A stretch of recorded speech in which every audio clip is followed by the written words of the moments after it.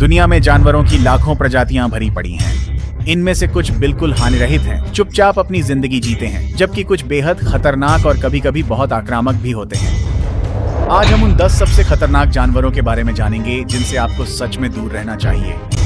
इसीलिए वीडियो के अंत तक बने रहें और नंबर 1 से तो खास तौर पर दूर रहें। इन जानवरों के कारण होने वाली मौतों की संख्या वाकई चौंकाने वाली है। Number 10, shark. ठीक है, तकनीकी रूप से आप इससे भाग तो नहीं सकते, लेकिन हाँ, आप शायद तेज तैर सकते हैं। ये पूरी तरह आप पर निर्भर करता है। हालांकि हम यहाँ शार्क की किसी एक प्रजाति की बात नहीं कर रहे हैं, हम पूरी शार्क परिवार को एक साथ शामिल कर रहे हैं। फिल्में और मीडिया अक्सर शार्क को ऐसे भयानक हत्यारे के रूप में दिखाते हैं जो अपने रास्ते में आने वाली हर चीज को खा जाते हैं और नष्ट कर देते हैं। लेकिन यह काफी बड़ा चढ़ाकर पेश किया गया है और शार्क की कई प्रजातियां इंसानों के लिए हानिरहित होती हैं, सिवाय कुछ के, जैसे टाइगर शार्क। देखिए, हर साल लगभग 75 शार्क हमले होते हैं, जिनमें से ज्यादातर इसलिए होते हैं क्योंकि सर्फर सील्स की तरह दिखते हैं, जिससे शार्क भ्रमित हो जाती है। हालांकि इन हमलों में से केवल 10 ही पीड़ित की मौत का कारण बनते हैं।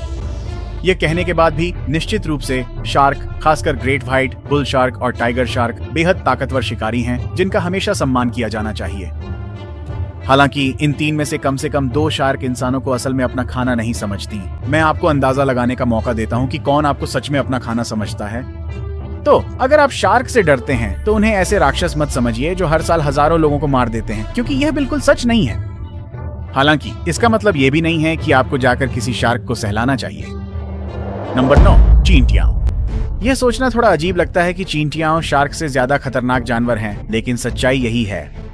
असल में चींटियां शार्क से लगभग 3 गुना ज्यादा घातक होती हैं। जहां शार्क हर साल औसतन 10 लोगों की मौत का कारण बनती हैं, वहीं चींटियां हर साल लगभग 30 लोगों की जान लेती हैं।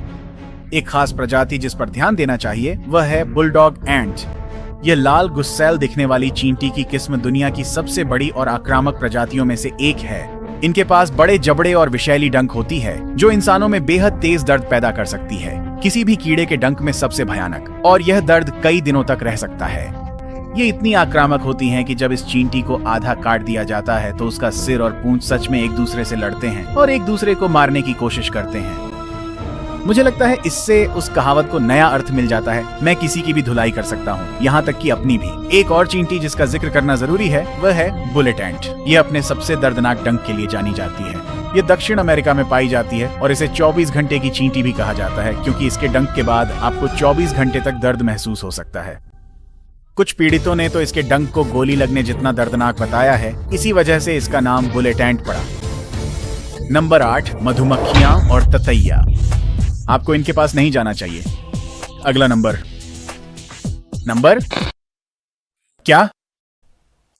ठीक है, सच तो यह है कि मधुमक्खियां और ततैया हमारी दुनिया के सबसे खतरनाक जानवरों की सूची में और ऊपर आनी चाहिए थी। समस्या यह है कि दुनिया में कोई भी इनके कारण होने वाली मौतों का सक्रिय रूप से रिकॉर्ड नहीं रखता।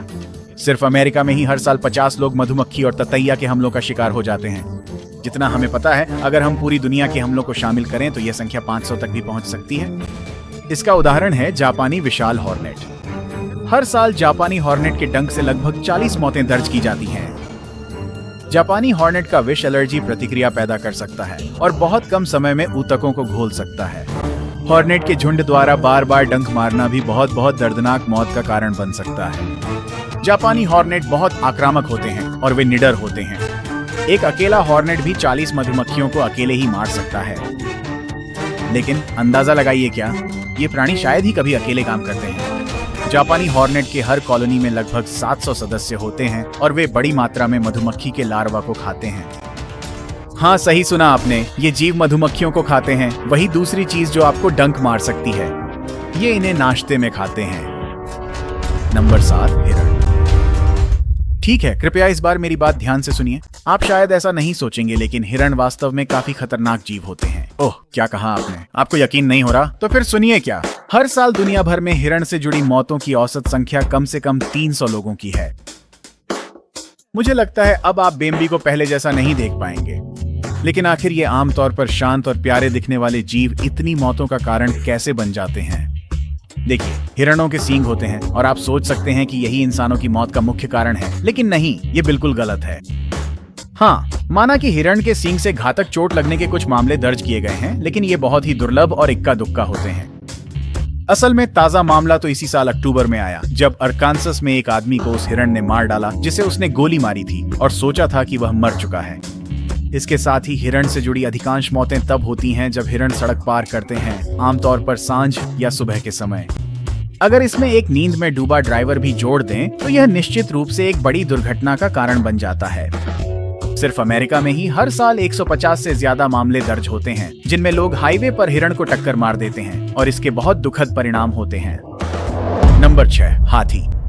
ठीक है, हाँ, ये थोड़ा ज्यादा समझ में आता है। फिर से हिरण की तरह ही हाथी भी वे आखिरी जानवर होंगे जिनके बारे में आप सोचेंगे कि वे इंसानों के लिए खतरनाक हो सकते हैं, क्योंकि आमतौर पर उन्हें बड़े भोले भाले जानवरों के रूप में देखा जाता है। जब आप हाथी के बारे में सोचते हैं तो शायद आप उन्हें दयालु, विशाल, बुद्धिमान और भव्य प्राणी के रूप में सोचते हैं जो कभी कुछ नहीं भूलते। असल में बात यह है कि क्योंकि वे इतने बड़े और समझदार होते हैं, वे हमारे लिए उतना ही खतरा पैदा करते हैं जितना आप सोच भी नहीं सकते।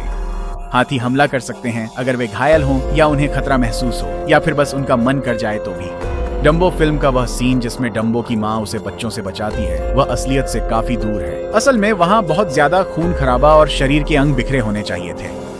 और क्योंकि वे इतने बड़े होते हैं, अगर वे हमला करने का फैसला कर लें तो ज्यादातर मामलों में नतीजा घातक ही होता है। इस वीडियो के लिए रिसर्च करते समय मैं खुद यह जानकर हैरान रह गया कि हर साल गुस्साए हाथियों के हमलों से 500 से ज्यादा मौतें होती हैं। इनमें से ज्यादातर घटनाएं उन नर हाथियों के कारण होती हैं जिन्हें झुंड से बाहर निकाल दिया गया होता है, जिससे वे तरह तरह की पागल हरकतें करने लगते हैं। या फिर आप जानते हैं, जरूरत से ज्यादा सुरक्षात्मक माएं जो अपने बच्चों के साथ होती हैं। मुझे लगता है कि ये वाली बात थोड़ी ज्यादा समझ में आती है। एक घटना में एक 44 वर्षीय व्यक्ति जो हाथियों का रखवाला था, उस पर एक मादा हाथी ने हमला कर दिया जब वह जानवर के इलाज के दौरान उसके पैर की जंजीर से ठोकर खाकर गिर गया। यह बेचारा आदमी नीचे गिर गया और इसके बाद उस पर बार बार हाथी के दांतों से हमला किया गया। उस व्यक्ति को दोनों कमर के हिस्सों में कई छेद वाले घाव आए, पेट की दीवार में गहरा घाव हुआ जिससे छोटी आंत की पेंच बाहर आ गई, मेसेंट्री में कई जगह कटाव हो गया और पेट की महाधमनी एब्डोमिनल एओर्टा में अधूरा चीरा लग गया, जिससे पेट की गुहा में भारी मात्रा में खून बह गया। इन गहरे घावों के अलावा उस व्यक्ति को कई पसलियों में फ्रैक्चर, दोनों फेफड़ों में चोट और जिगर के दाहिने हिस्से में चीरा लगा था। साथ ही पेल्विक आर्च और बाएं फीमर की हड्डी में भी कई जगह टूट फूट थी। जो लोग चिकित्सा शब्दावली से परिचित नहीं हैं, उनके लिए इसका मतलब है कि हालत बहुत ही गंभीर थी। दुर्भाग्यवश उस व्यक्ति की अस्पताल पहुंचने के थोड़ी ही देर बाद मृत्यु हो गई। नंबर 5, दरियाई घोड़े। दरियाई घोड़े को दुनिया के सबसे खतरनाक जानवरों में से एक माना जाता है और अफ्रीका के स्थानीय लोग दावा करते हैं कि दरियाई घोड़े मगरमच्छ, शेर, हाथी और चीता, इन सबको मिलाकर भी ज्यादा लोगों की जान लेते हैं। ये हाथी और गैंडे के बाद धरती के तीसरे सबसे बड़े स्थलीय स्तनधारी हैं। इनके सबसे करीबी रिश्तेदार व्हेल हैं, जिनसे ये लगभग 55 मिलियन साल पहले अलग हो गए थे। ये अर्धजलीय होते हैं और नदियों, झीलों और मैंग्रोव दलदलों में रहते हैं। ये दिन में नदी की कीचड़ में डूबे रहते हैं और शाम होते ही घास चरने के लिए बाहर आ सकते हैं। ये रोजाना 100 पाउंड से ज्यादा वनस्पति खाते हैं और हाँ, ये आसानी से एक मगरमच्छ को मार सकते हैं। मुझे यकीन है आपने ये हिस्सा उम्मीद नहीं की होगी। बात यह है कि कोई भी विश्वसनीय स्रोत इस अफवाह की पुष्टि नहीं कर सकता, लेकिन बहुत सारे सबूत हैं जो यह सुझाव देते हैं कि हर साल कम से कम 500 मौतें हिप्पो से जुड़ी होती हैं और यह संख्या इससे कहीं ज्यादा भी हो सकती है। इनके विशाल जबड़े अगर चाहें तो आसानी से किसी इंसान को कुचल सकते हैं और ऐसे कई दस्तावेजी मामले सामने आए हैं जहां हिप्पो ने अचानक इंसान पर हमला करने का फैसला कर लिया। मारियस एल्स के पास एक पालतू हिप्पो था जिसे उन्होंने तब से पाला था जब वह सिर्फ कुछ महीनों का था। हिप्पो काफी शांत दिखता था। एल्स उसे अपने हाथों से खाना खिलाते थे और उसके साथ तैरते भी थे। फिर एक दिन एल्स के घर पर एम्बुलेंस बुलाई गई और उन्हें कई हिप्पो के काटने के निशानों के साथ पाया गया। माना जाता है कि हिप्पो ने अचानक उन पर हमला कर दिया और उन्हें पानी के नीचे खींच लिया। उन्हें अस्पताल में मृत घोषित कर दिया गया, लेकिन मुझे नहीं पता उस हत्यारे हिप्पो का क्या हुआ। नंबर 4, मगरमच्छ। एक प्रागैतिहासिक जानवर जो हजारों वर्षों से जीवित है तथा जिसके पूर्वज डायनासोर से भी पहले के हैं। मगरमच्छ निश्चित रूप से दुनिया के सबसे खतरनाक जानवरों में से एक है। ये एक वास्तविक हत्यारी मशीन है जिसके शक्तिशाली जबड़े, गति और मजबूत शरीर है जो हिप्पो को छोड़कर अधिकांश को सहन कर सकता है। आखिर दरियाई घोड़े मगरमच्छ से ऊपर क्यों हैं? दुर्भाग्यवश मगरमच्छ की बड़ी प्रजातियों को इंसानों को शिकार के रूप में देखने में कोई दिक्कत नहीं होती और शायद मगरमच्छों द्वारा ज्यादा लोगों की हत्या न होने का कारण ये है कि हम उनके खतरों को जानते हैं और जितना हो सके उनसे दूर रहने की कोशिश करते हैं। फिल्म लेग प्लेसिड ने मुझे इन सब से दूर रहना अच्छी तरह सिखा दिया, या फिर वो एलिगेटर था, पता नहीं, मुझे नहीं मालूम। जो भी हो, वो डरावना था। असल में एक ऐसा मामला भी था जिसमें एक मगरमच्छ ने मानो लोगों पर हमला करना ही पसंद किया हो। फिलीपींस में कहा जाता है कि 3 लोगों पर अलग अलग समय पर एक ही मगरमच्छ ने हमला किया और उन्हें खा लिया। ये एक 12 साल की लड़की से शुरू हुआ जिस पर नदी पार करते समय हमला हुआ और 2 महीने बाद उसके चाचा को भी उसी मगरमच्छ ने बुरी तरह मार डाला। फिर आखिरकार एक आदमी गायब हो गया और अफवाह थी कि उसी मगरमच्छ ने उस पर भी हमला किया। कुछ दिनों बाद एक मगरमच्छ को अपने जबड़ों में एक कटा हुआ मानव हाथ पकड़े हुए देखा गया। उनसे जुड़ी मौतों की संख्या लगभग 1000 प्रतिवर्ष है, लेकिन यह संख्या और भी अधिक हो सकती है क्योंकि ज्यादातर मगरमच्छ अविकसित देशों में रहते हैं जहां जनसंख्या कम है और आधिकारिक रिकॉर्ड की कमी है। अगर आप एक असली मगरमच्छ की डरावनी कहानी सुनना चाहते हैं तो गुस्ताव द क्रोकोडाइल के बारे में खोजें। वो अभी भी जिंदा है और वास्तव में उन इंसानों का शिकार करता है जो उसका शिकार करने की कोशिश करते हैं। नंबर 3, कुत्ते। फिर से यह हमारी दुनिया के सबसे खतरनाक जानवरों की सूची में एक और अप्रत्याशित प्रविष्टि है, लेकिन इंसान का सबसे अच्छा दोस्त कभी कभी उसका सबसे बड़ा दुश्मन भी बन सकता है। क्या आप मेरी बात पर यकीन करेंगे अगर मैं कहूं कि कुत्ते हर साल हमारे पिछले सभी प्रविष्टियों को मिलाकर भी ज्यादा मौतों का कारण बनते हैं? आपको यकीन करना चाहिए क्योंकि कुत्तों से जुड़ी मौतों की संख्या हर साल चौंकाने वाली 24,000 तक पहुंच जाती है। ऐसा नहीं है कि कुत्ते सीधे तौर पर लोगों को मारते हैं, हालांकि कुछ कुत्तों की नस्लें निश्चित रूप से ऐसा करने में सक्षम हैं। अधिकांश रिपोर्ट की गई मौतें रेबीज के कारण होती हैं, जो संक्रमित कुत्ते के इंसान को काटने पर मनुष्यों में फैलती है। रेबीज बहुत घातक है और हालांकि इसका टीका आसानी से उपलब्ध है, फिर भी बहुत सारी मौतें होती हैं क्योंकि इसके लक्षण कई सालों तक छुपे रह सकते हैं जब तक कि वे सक्रिय न हो जाएं। जब ये लक्षण सामने आते हैं तब तक अक्सर बहुत देर हो चुकी होती है, जिससे मौत हो जाती है। कुत्तों के साथ एक समस्या ये है कि अगर वे आपको हमला करने का फैसला कर लें तो उनसे भागना कोई विकल्प नहीं है, क्योंकि इनमें से अधिकांश कुत्ते एक वयस्क इंसान से भी तेज दौड़ सकते हैं। अब समय है आज के सबसे बेहतरीन चयन का।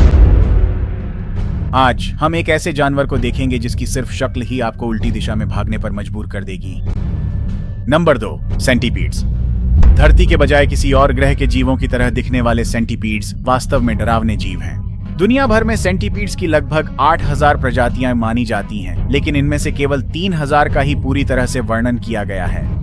फिर भी इन जीवों से जो डर लोगों में पैदा होता है वह अक्सर किसी को घबराहट में डालने के लिए काफी होता है और इसके पीछे वाजिब वजह भी है। हालांकि सेंटीपीड के काटने से शायद ही कभी मौत होती है, लेकिन यह काफी दर्दनाक होता है। कुछ मामलों में तो इसकी तुलना गोली लगने जैसी पीड़ा से भी की गई है, लेकिन फिर भी क्या यह इतना काफी है कि एक वयस्क आदमी भाग जाए?